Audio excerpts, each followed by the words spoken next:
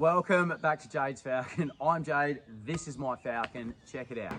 Hey guys, it's Mick here and welcome back to Jade's Falcon. I'm coming to you from the future and the footage you're about to watch is footage in the past. So the car doesn't look now how it does look in the video, and that's because we lost a bunch of our footage on a camera that we had that broke. Now we've actually salvaged that footage. It's taken us some time to get it back and piece it all together, but it's enough to show you all the journey that we've had in investigating why our engine stopped running and what's actually happened with it. I'm not going to give you any spoilers, but we do have some big things planned. I hope you guys enjoy this episode, so check it out. Okay guys, so the valley cover has been removed. Here is our engine block without the valley cover. I've taken the distributor back out as well, just so it's easier access. There's our valley cover, aka the intake manifold. I removed it with the carby still attached. Now, once it was removed, I got down in here and I started looking down all the cylinder heads, all the ports for the intake, just to see what the valves and everything look like. And I made a discovery, guys. Look down here at cylinder number 8. What is that? Guys, this is a horror story. Just look at that tiny little rusted Allen key piece. This is an absolute horror story, seeing that in there. That tells me that there were probably more tools to that piece that were dropped into this engine long before we bought it. I had no way of knowing that was in there. I had looked down the manifold once I'd taken the carby off prior to having it rebuilt, and I couldn't see anything in there. So there, obviously this bit was down in there, but not down in far enough.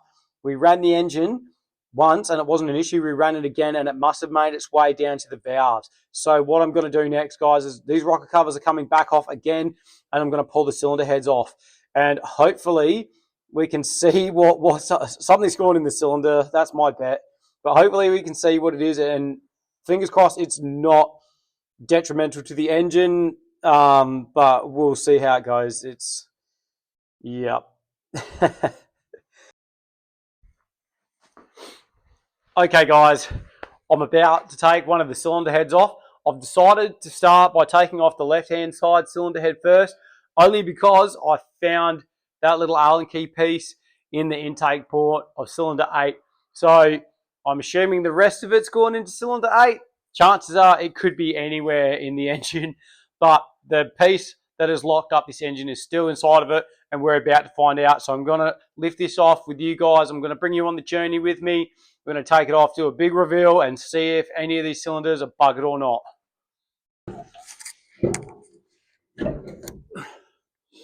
Oh, looks like there was a fair bit of water. Cylinder number 7. So it's probably a good thing that we've taken the cylinder head off.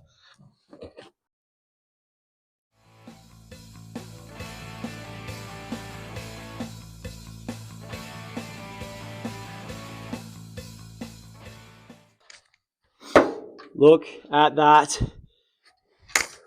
Look at that. That is not good. There it is. So cylinder 8 looked like there's a little bit of water in there. So it looks like cylinder 7's been an issue for quite some time. As you can see,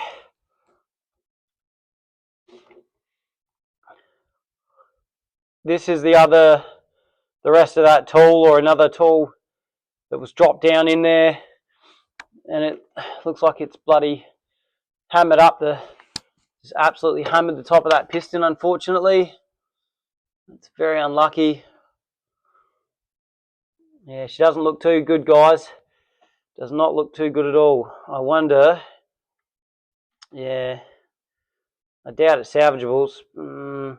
Probably not the best thing to run it again, but what we'll do is, now that we've got that cylinder head off and we've got a little piece of metal, tool, Allen key hex socket, so we'll put it down here and we'll compare it with the other one.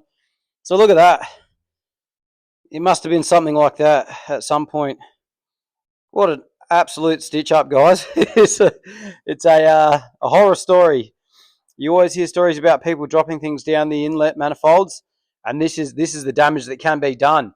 That thing got absolutely panel beated.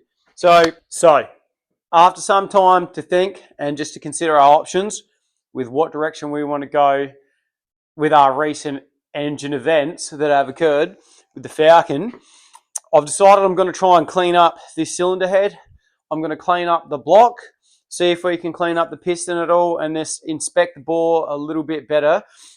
I can tell already that I'm going to need to regap the plug because that's been pushed into the center of the plug as well. But I'm going to go ahead and start cleaning it all up. And then what I sort of want to do after it's cleaned up is we're going to see if it's going to be okay to run. As you guys know, for the people who've been watching, this is a budget build. We can't afford to rebuild a new engine, at least not yet. There's a huge cost involved with cars, and you sort of have to pick and choose your battles where you can. As far as I can gather, the engine now turns over freely. It was that little piece that was stuck in cylinder number 7. Obviously, someone who's worked on this car previously before our ownership has dropped bits and pieces down the manifold, and they've found their way into the engine. So I assume that they didn't run it after they dropped their parts in it. The car's probably changed hands who knows how many times over the years. And then years later, we've acquired it, and we're just unlucky enough that someone had dropped some bits and pieces down into the intake manifold. So, like I said, I'm going to try and clean it up. We're going to see how it goes. We're going to put it together, and we're going to try and run it all right. Now, before you cast any negative comments on what we're about to do, I have seen so much worse done to engines, and they've ran, as far as reliability goes, we're not going to know until we find out. It's not ideal. If it was not a question of money, there would be a rebuilt engine without a doubt. But like I said, we're building it in a budget, and who knows, this thing could probably run for another 20, 30, 40,000 Ks. You never know. So I'm going to go ahead, start cleaning it up, guys. I'll keep you in the loop, and then once we go to reassemble it, we'll do a little video of that, and hopefully we can have it running again sometime soon.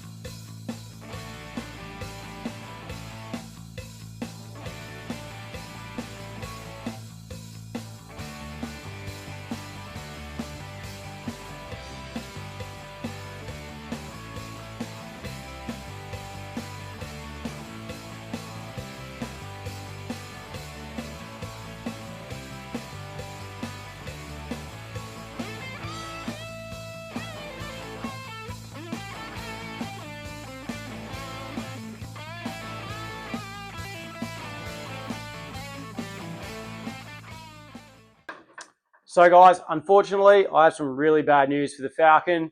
This engine is no good. She's done her dash, and she will not be able to be resurrected, at least anytime soon, which is a bit devastating really, because when we first fired it up, we had hope for this engine, but now there's no hope, and I'll show you why, guys. So now that I've cleaned up a little bit inside the bores, if we can get a light in here, you can see that our cylinder is cracked.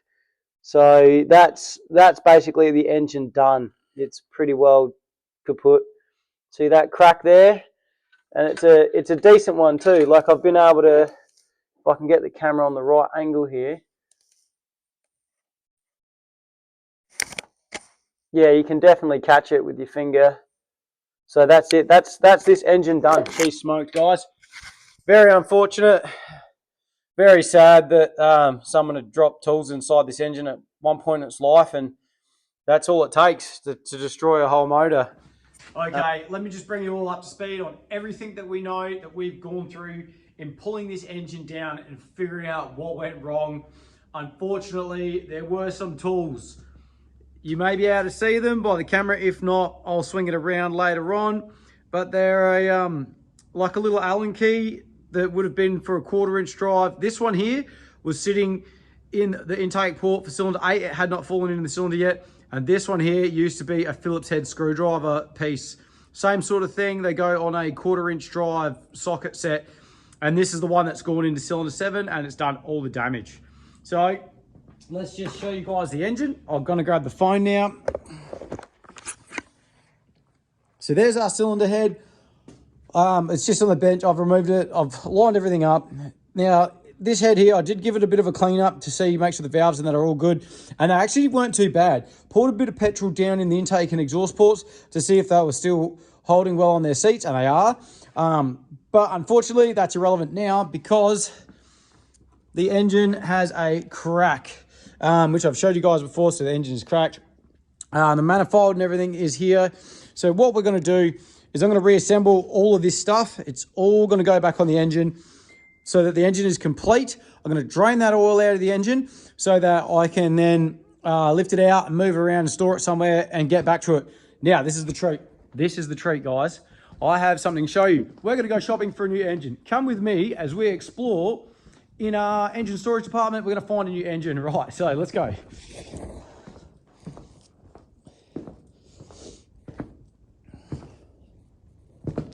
What do we have here? We have engines galore, guys.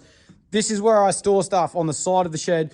I'm going to come up with some better storage solutions sometime soon. But for now, this is where it's all lives. So we've got some engines.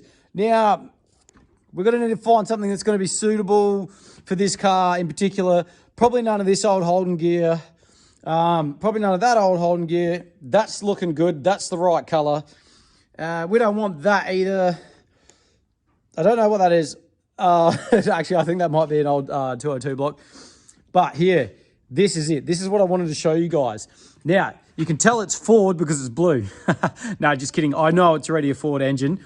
Now, if any of you guys know what this is, please put it in the comment section, because for now and for this episode, I'm not going to mention what this engine is, all right? But this is a V8 Ford engine that had an issue with a piston there. Look at that. So that piston's gotten too hot by the look of it.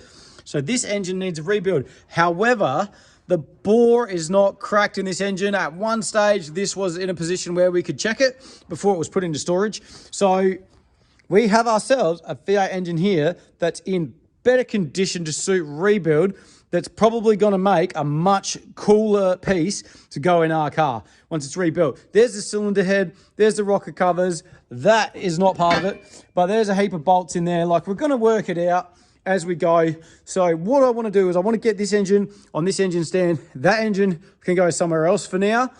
And then this one here, once it's on the stand, we can start stripping it down. So we've got to get the other cylinder head off.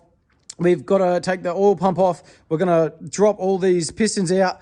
Then we get the big ends out, and then we get our crank out, and then we can get our cam out, and da-da-da-da. So most of you probably already know what's involved in stripping down an engine.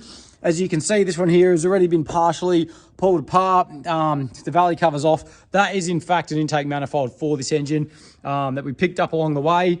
So, yeah. This engine here, I bought it as it is a long time ago. It's just been sitting in here since, but you can see that it's had some sort of work done. There's roller rockers. Not sure about the pistons.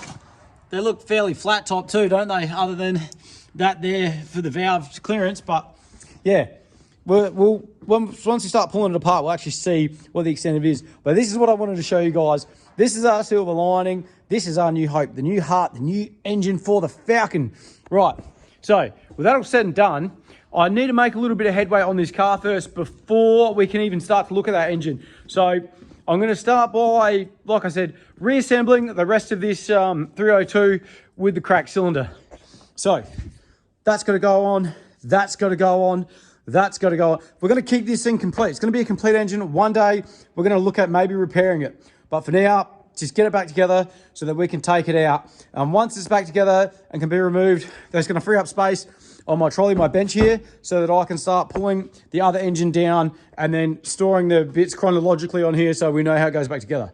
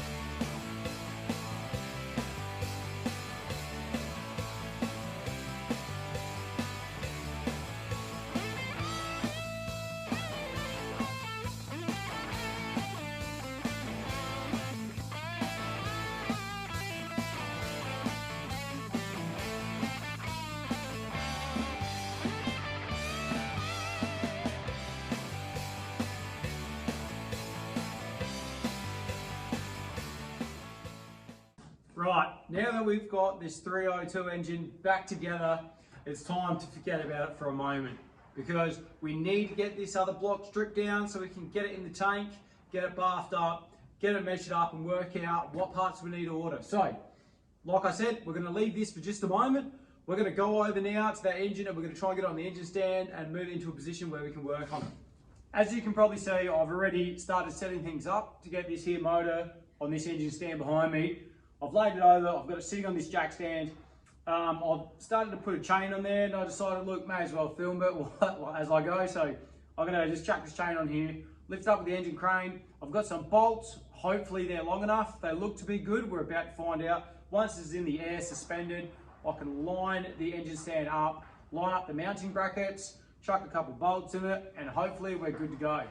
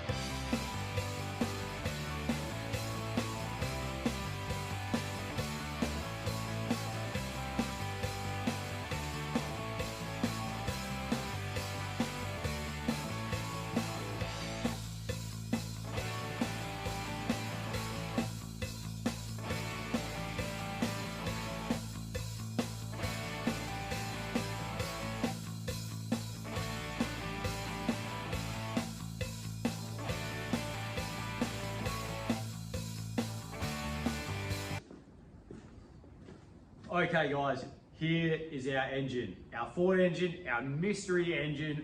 Like I said before, if anybody knows what this engine is, post it in the comments. I'm gonna keep it a secret for now. I'll disclose it in a later video unless somebody guesses it prior to that. So I have already started pulling some of the rock assemblies off on this side here without you guys. I was a little bit excited to get stuck into it. But we will focus the camera on the block and I'll start stripping more and more bits and pieces off as I go. I've laid out my bench. We've got the cylinder head that was already removed. I've got all the other parts of the engine behind me. They've come with it that I'm going to need to go through and sort everything out at some point. But for now, what our plan is that we want to get this block stripped down just to a bare block, because we need to get this block away, get it in the tank, get it acid bath, all cleaned up so that we can then measure all of our bores and work out what repairs we need to do to get this thing back in action. So I'm going to start chipping away at that, guys.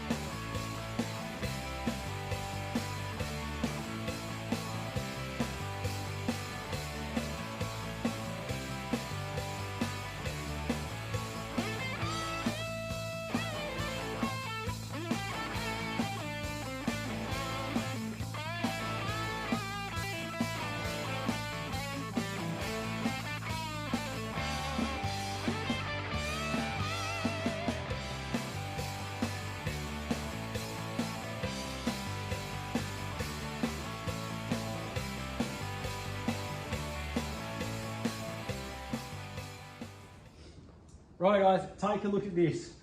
This is our engine block, almost completely assembled, apart from a few bungs, some cam bearings, and the Welsh plugs. But what we're gonna do is I'm gonna get this down to the machine shop. They got special tools for knocking out all them cam bearings that doesn't do any damage to the block. It's a lot easier than what my solution would be, and they'll pop all of those Welsh plugs out too before they tank this. Now, once this block has sat in the tank for about a week or two and it's completely cleaned it off, all the rust and all of this gunk that it's covered in, you can see a lot of the rust flakes that have fallen out of the water jacket on the ground because this engine has sat for quite some time. But once it is all tanked and it's all clean and all fresh, then what they're going to do is they're going to run a dummy bore down in cylinder 1 where we had a shat piston, which I showed you guys before. It was in terrible condition. I think the engine was ran lean and it got hot and that piston's let go, or something else catastrophic has happened to it. But they will run a dummy board down and then we'll measure it. Once we have our measurement, we'll then know what oversize we need to go to bring this engine back to life. And once we've got those details, we can order in our pistons, new bearings, gaskets. I'll do another video on the cylinder heads, stripping them down. The heads, actually I'll show you the heads now. So here's all of our parts. This is our engine as it is right there. Here's our bad piston. You can see it's missing all its chunks. So these cylinder heads here, they had some roller rockers on the top, and it looks like they're double valve springs as well. The valves on the bottom of them are massive. This cylinder head has got massive valves. Oh, I probably can't lift it holding the camera. But I'll be able to show you the valves on another episode. Massive valves. This thing is massive ports. Look at those intake ports. They're huge. So these, I think that this engine had a bit of work done to it prior to its piston number 1 failure. So fingers crossed that it's all going to be a good thing. I mean, like, just visually, everything looks to be in good order. You know, the crank's not too bad. The cam's a little bit gunked up, but it's not too bad. Even some of these cylinders still got a, oh, this camera's terrible, but you can actually still see the hone marks, like the crosshatch in these cylinders, which tells me that perhaps this engine was recently rebuilt and a good runner before its accident, before that piston fell to pieces inside. So yeah, it looks like this engine's got a bit of fruit on it. I'm pretty keen to measure up this cam, and so we can work out what the lift and everything we've got going on with it. So we'll measure that up down at the machine shop at a later video with the supervision of the engine builder. But yeah, it looks like this engine may have had a bit of fruit. If there's anything we can do to improve this engine while we've got it apart before we reassemble it, we'll be sure to do that. We're hoping to get a very healthy engine that's going to make some horsepower. I'm not going to speculate on numbers just yet, but this is all going to be a good engine, and it's going to go into the XC. Okay guys, we've reached the end of today's episode in our engine drama series. So this was part 2. There will probably be a part 3 and maybe a part 4, all on the engine. So once we've wrapped all that up and you guys know where we're going with this engine, we're going to continue on with a lot of other bodywork. We've got some big things in plan. We've got a lot of stuff that we've been doing behind the scenes whilst trying to recover this footage. So yeah, stay tuned, and I hope you guys enjoy the next one, and make sure you like and subscribe.